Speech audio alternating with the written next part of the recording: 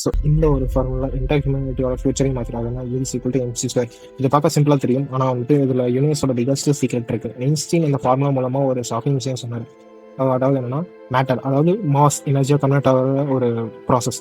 So இதில் ஈனா energy, எம்னா மாஸ், சீனா ஸ்பீட் ஆஃப் லைட். இந்த மாஸ் நான் வந்து என்னன்னு தெரியாதவங்களுக்கு நான் சொல்கிறேன். இப்போ வந்துட்டு நான் இப்போ இடத்துல இருக்கும்போது என் வெயிட் வந்துட்டு ஒரு 70 இருக்குன்னு வச்சுக்கோங்க.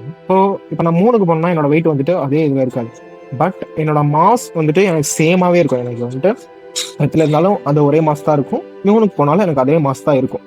ஸோ அந்த டிஃப்ரெண்ட் வந்து வேற சேஞ்ச் ஆகும். ஸோ அண்டு ஸ்பீட் ஆஃப் லைட்டுங்கிறது பெர் செகண்டுக்கு 3 lakhs கிலோமீட்டர் பெர் செகண்ட்ல கிராஸ் ஆகிறத நம்ம ஸ்பீட் ஆஃப் லைட்னு சொல்லலாம். இப்போ எண்ட் ஆஃப் தி கன்க்ளூஷன் வந்து என்னன்னு பார்த்தீங்கன்னா, எந்த அளவு வந்துட்டு ஸ்பீடு எந்த அளவு அதிகரிக்குதோ அதே மாதிரி வந்துட்டு மாசம் நமக்கு இன்க்ரீஸ் ஆகிட்டே போகும். ஸோ மாஸ் இன்க்ரீஸ் ஆகிட்டே போகும்போது நம்மளுக்கு வந்துட்டு எனர்ஜியும் வந்துட்டு இன்க்ரீஸ் ஆகதான் செய்யும். ஸோ அந்த மாசம் வந்துட்டு புல் பண்ணுறதுக்கு நம்மளுக்கு எனர்ஜி தேவை. ஸோ அந்த எனர்ஜி கண்டிப்பாக தேவைங்கிறதுனால தான் இந்த ஈக்குவேஷன் ஃபார்ம் பண்ணியிருக்கிறாங்க, ஈக்குவல் டு எம்சி ஸ்கொயர்னு.